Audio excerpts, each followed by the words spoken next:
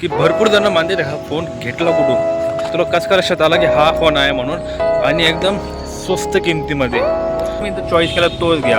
तुम्हाला तिथे मग तुम्ही जर म्हणलं की 12,000मध्ये मला 120 GB फोन पाहिजे, पण तुम्ही जो चॉईस करून गेला त्याच्यापेक्षा जर भारी भेटलाय तर असं पण होतं कधी कधी.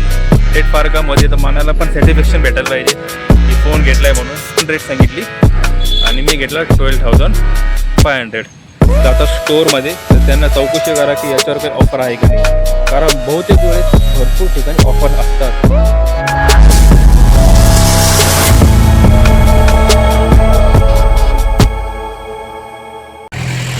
So guys, back in my blog.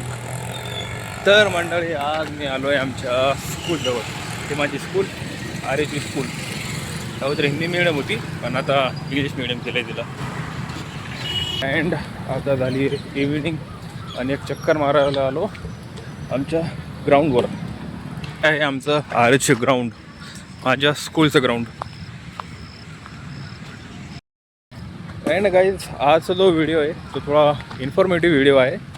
Because guys, me bye केला आहे न्यू फोन. आणि मी असा फोन बाय केला आहे की भरपूर जण मानते हा फोन घेतला कुठून, आणि तुला कसं काय लक्षात आला की हा फोन आहे म्हणून, आणि एकदम स्वस्त किमतीमध्ये. तर मी ज्यांना पण दाखला तर त्यांचा विश्वास बसत नाही आहे की मी इतकं स्वस्त याच्यामध्ये हा फोन बाय केला आहे. 12,500मध्ये हा फोन मी बाय केला आहे. आणि याची ॲक्च्युअल रेट आहे 50,000.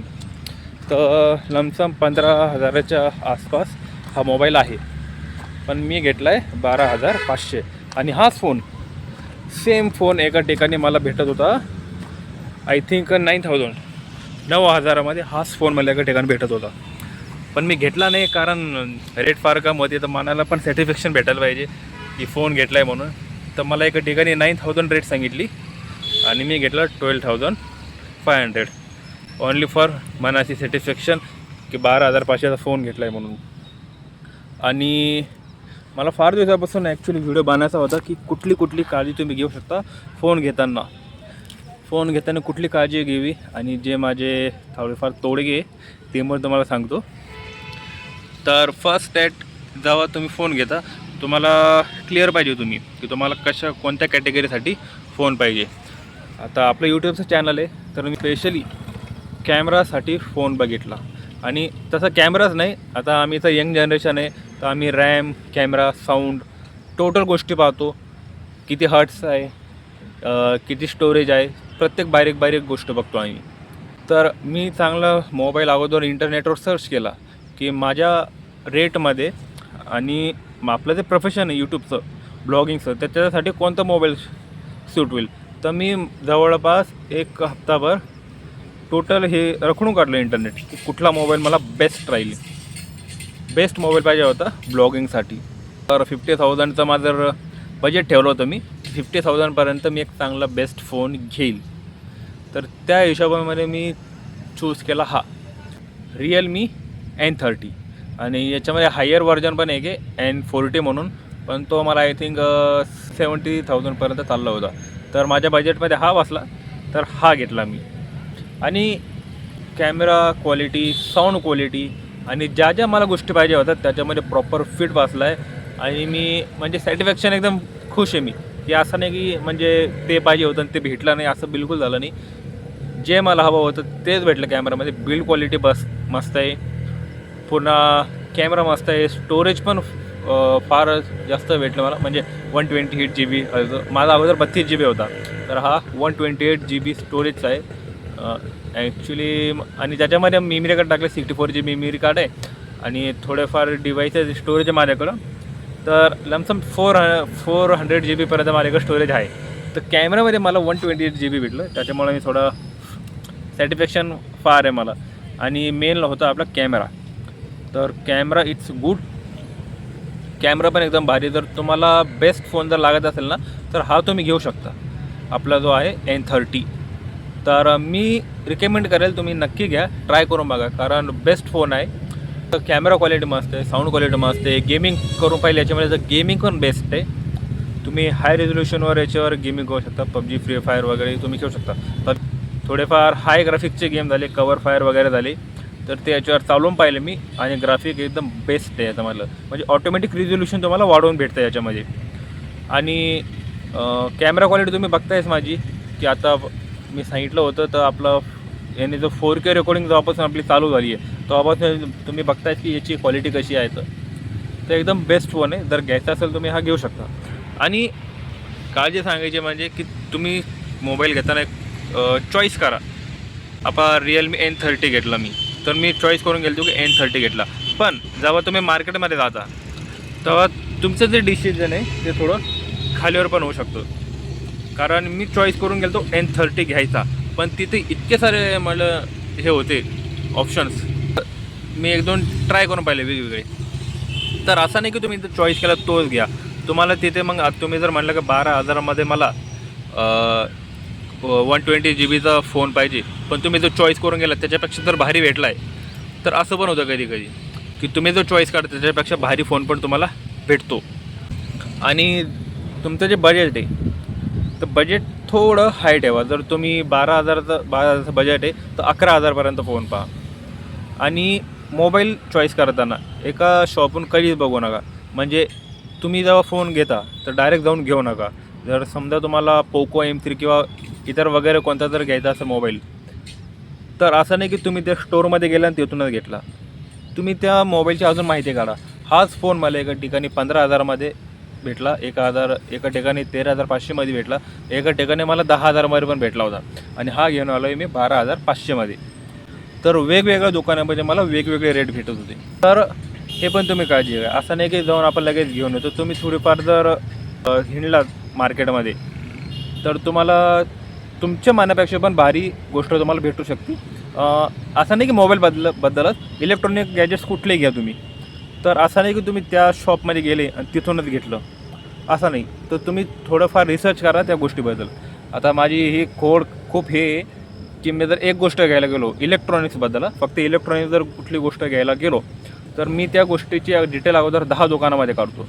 10 दुकानामधून मी मग सर्च करेल की मला कुठली बेस्ट प्राईस भेटते, क्वालिटी कुठली छान भेटते, मग तिथून मी कुठलं इलेक्ट्रॉनिक डिव्हाइस आहे ते घेईल. आणि सहसा जर इलेक्ट्रॉनिक डिव्हाइस म्हटले, आता मोबाईल वगैरे तर सॅमसंग किंवा रिअलमी तर याचे बेस्ट आहेत. बजेट फोनमध्ये रिअलमी इज द बेस्ट. आणि रिअलमी मी मागच्या आय थिंक 2 वर्षापासून वापरतो. याच्या अगोदर माझ्याकडे होता नार्झो 50i. आणि रिअलमीचं एक कॅमेरे कधीच खराब होत नाही. रिअलमीचे फोन तुम्हाला बिलकुलही म्हणजे जरासं पण त्रास देत नाही. 2 वर्षापासून मी फोन वापरतो आहे रिअलमीचा. तर त्याच्यामुळे मी चॉईस केलं रिअलमीचाच घ्यायचा, बाकी कुठलाच घ्यायचा नाही. मी डॉक्युमेंट फिट करून गेलो. मोबाईल घ्यायचा तर फक्त रिअलमीचा.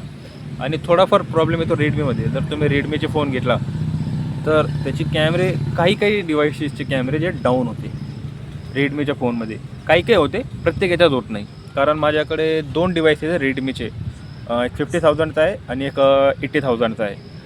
तर त्याच्यामधला एक जो कॅमेरा आहे तो थोडा असा डाऊन झाला. पण माझा जो रिअलमीचा होता तो 2 वर्ष वापरला. जी क्वालिटी मला फर्स्ट टाईम बाय केल्यावर भेटली तीच क्वालिटी मला सलग 2 वर्ष टिकून राहिली. म्हणजे कॅमेऱ्यामध्ये बिलकुल कॉम्प्रोमाइज होत नाही रिअलमीमध्ये. तर बजेट फोन जर घ्यायचा असेल तुम्ही रिअलमी नक्की प्रेफर करू शकता. आणि तुमचं जर थोडं बजेट हाय असेल 50,000च्या वर असेल तर तुम्ही मग सॅमसंग बाय करू शकता. सॅमसंग आहे. आणि 20,000च्या वर असेल तर OnePlus प्रेफर करेल मी. OnePlus आणि सॅमसंग जर हाय बजेट असेल तुमचं तर. आणि हाय बजेटमध्ये तुम्हाला रिअलमी जर घ्यायचं असेल तर रिअलमी पण फार म्हटलं भारी पीसेस आहे रिअलमीचे. तर तुम्ही रिअलमीचे घेऊ शकता. आणि कॅमेरा तुम्हाला जर बेस्ट फोन पाहिजे तर रिअलमी इज द बेस्ट तुमच्यासाठी. आणि क्वालिटी कशी आहे नक्की सांगा. शेक वगैरे तर ट्राय करून घेतलं होते तिथं मी. आणि मोबाईल घेताना ऑफर्स पण भरपूर असतात बरं. जर त्यांच्या जेव्हा तुम्ही जाता स्टोअरमध्ये तर त्यांना चौकशी करा की याच्यावर काही ऑफर आहे का नाही. कारण बहुतेक वेळेस भरपूर ठिकाणी ऑफर्स असतात. नेकबँड वगैरे किंवा इतर गोष्टी पण ऑफरेबल असतात. आता मला पण ऑफरेबल होतं की कवर तुम्हाला फ्रीमध्ये भेटेल. कवर पाहिलं तर नॉर्मल कवर म्हटलं नको. आणि हे जे माझे जे मेन कवर आहे ते फार मला बेस्ट भेटलं. त्याच्यामुळे दुसरं काही कवर लावलंच नाही, हेच कवर लावलं आहे. आणि मेन त्याचं सांगायचं म्हणजे रॅम वगैरे तर ठीक आहे. आपण काय म्हणतो चार्जर पण बघून घेतो आहे का नाही. चार्जर बघतो, रॅम बघतो, कॅमेरा बघतो. तर ह्याच गोष्टी अशा काही की जेव्हा घेता तर चार ठिकाणी चौकशी करा या डिव्हाइसबद्दल. आणि मोबाईल घेताना मोबाईल स्पेशल मोबाईल घेताना घाई बिलकुल करू नका. 4 ठिकाणी तुम्ही अगोदर ऑनलाईन बघा की कुठला मोबाईल बेस्ट आहे कुठला नाही. मी महिना लावला चॉईस करायला बेस्ट फोनसाठी. बेस्ट मोबाईल फोन चॉईस करण्यासाठी मी 1 महिना लावला आणि मला हा आवडला. आणि हा असा काही फोन. आणि घेताना अजून एक चौकशी करा. एक गोष्ट ध्यानात ठेवा की तुम्ही जो फोन घेताय तो मार्केटमध्ये आहे का नाही याची पण एक काळजी घ्यायला पाहिजे आपण. की आता तुम्ही जर एक फोन घेतला पण कळाला की याचा चार्जरच अवेलेबल नाही किंवा की प्रॉब्लेम झाला तर याचं काय म्हणतो आपण पार्ट्सच अवेलेबल नाही आहे, तर तसं नाही व्हायला पाहिजे. तुम्ही जो फोन घेताय त्याचे सर्व पार्ट्स तुम्हाला अवेलेबल पाहिजे तुमच्या मार्केटमध्ये, तुम्ही जिथून कुठून घेताल. नाही तर भरपूर वेळेस होतं असं आहे की तुम्ही जो फोन घेताय तर महिनाभरानंतर कळता का डिस्कंटिन्यू झाला आहे, तर त्याचे पार्ट पण तुम्हाला सहसा लवकर भेटत नाही. तर हे पण नाही व्हायला पाहिजे. मोबाईल घ्यायचाल तर न्यू जनरेशनचा जो न्यूली लॉन्च झाला आहे त्याच्याकडे जास्त प्रेफर करा. जो न्यूली लॉन्च झाला आहे तो हा पण न्यूली लॉन्च झालेला आहे, त्याच्यामुळे हा प्रेफर केला आहे मी. आणि आता भरपूर वेळेस काय होतं माहिती आहे का, आता जे जुने फोन्स आहे ते जुने फोन्समध्ये आता ती क्वालिटी नाही आहे. म्हणजे आता जे फोन्स आले ते फार ॲडव्हान्स आले काही 13,000, 12,000, हजारामध्ये तुम्हाला वॉटरप्रूफ मोबाईल भेटत आहेत. आता माझा फोन हा वॉटरप्रूफ मोबाईल आहे विथ 4K क्वालिटी. तर तुम्ही अजून फार थोडी इन्फॉर्मेशन काढून बघा तुमच्या फ्रेंड्सला विचारून. अँड एक सांगायची गोष्ट म्हणजे नॉर्मलची गोष्ट आहे, जेव्हा तुम्ही जो फोन घेताय रिसेंटली किंवा जुना किंवा असेल कुठलाही असेल त्याचं जर बिल आहे ना ते एनी टाईम तुमच्याजवळ ठेवा. कारण बिलनं पण फार फरक पडतो. आता समजा तुमचा एक जो मोबाईल फोन आहे तुम्हाला तो विकायचा आहे, तर त्याचं जर बिल असेल तुमच्याकडं तर त्यांना पण तुम्हाला थोडाफार फायदा भेटतो. म्हणजे प्राईसमध्ये तुम्हाला फायदा भेटतो जर तुमच्याकडे बिल असेल. तर कुठलाही फोन घ्याल ना त्याचं बिल नक्की जवळ ठेवा. बिलला म्हणजे सेफ ठेवा, तुम्हाला कधी पण फायदा देत आहे. आणि मोबाईल घेताना तर नॉर्मलच्या गोष्टी आहे की त्याची वॉरंटी पण बघा. की काही काही फोनला वॉरंटी राहते, भरपूर याला नसते. काही काहींना वॉरंटी राहते की सर काही प्रॉब्लेम वगैरे आला तर तुम्हाला याच्या जागी नवा फोन भेटेल. तर हे पण तुम्ही चेक करू शकता की गॅरंटी वॉरंटी. आणि याच्यामध्ये 2 प्रॉब्लेम आहे, एक राहते वॉरंटी, एक राहते गॅरंटी. तर ते पण चेक करून घ्यायचं तुम्हाला गॅरंटी भेटते का वॉरंटी भेटते. ते जर तुमचं गॅरंटी वॉरंटीमध्ये तुमचं जर हे जमलं तर काय तुमचा जर फोन जर झाला काही प्रॉब्लेम वगैरे तुमच्या फोनला तर तुम्ही त्याच्यामध्ये सेफ राहू शकता. म्हणजे तुमच्या खिशातून पैसे जास्त जात नाही जर गॅरंटी वॉरंटी असेल तर. हे पण तुम्ही चेक करून घ्या. कारण भरपूर जे फोन्स आहे त्यांना गॅरंटी वॉरंटी नाही आहे. ना गॅरंटी आहे ना वॉरंटी. तुम्ही घेऊन जा, खराब झालं तर तो तुमचा. तर हे पण व्हायला पाहिजे. हे पण तुम्ही चौकशी करू शकता की याला गॅरंटी वगैरे आहे का नाही. आणि गॅरंटी पण याच्यामध्ये 2 प्रकारचे असतात गॅरंटी वॉरंटी. एक असतं बदलून देण्याचं आणि एक असं तो डिव्हाइस सुधारून देण्याचं. ते डिव्हाइस सुधारून देण्याचा. तुमचा जर फोन घेतला तुम्ही नवी आणि बाय चान्स त्याला जर काही प्रॉब्लेम झाला तर तुम्हाला बदलून भेटतो आहे का तोच फोन दुरुस्त करून भेटतो आहे. तर याची पण तुम्ही चौकशी करून घ्या. म्हणजे तुम्ही फ्युचरमध्ये सेफ राहाल. म्हणजे मोबाईल तर आपण फार छान सांभाळतो, अख्खी दुनिया पडली चालते पण मोबाईल पडत नाही आपल्याकडून. तरी पण आपण गॅरंटी वॉरंटी एकदा हे चेक करून घ्यायला पाहिजे त्या स्टोअरमधून जिथून पण तुम्ही फोन घेत आहे. अँड मंडळी या अशा काही गोष्टी आहे ज्या क्लिअर करायच्या होत्या. माझ्या फोन घेण्याचा जो एक्सपिरियन्स आहे तो तुम्हाला सांगायचा होता. आणि यांनी तुम्हाला पण फार बेनिफिट झाला असेल असं मला वाटतं. आणि काही ब्लॉग जर आवडत असेल तर व्हिडिओला लाईक करा, चॅनलला सबस्क्राईब करा अँड कमेंट दिस व्हिडिओ. आणि मंडळी ब्लॉग कसे झाले कमेंटमध्ये नक्की सांगा. तर सो गाईज आजच्या ब्लॉगमध्ये फक्त इतकेच. आपण भेटूया आपल्या नेक्स्ट ब्लॉगमध्ये. तोपर्यंत टेक केअर. Bye bye.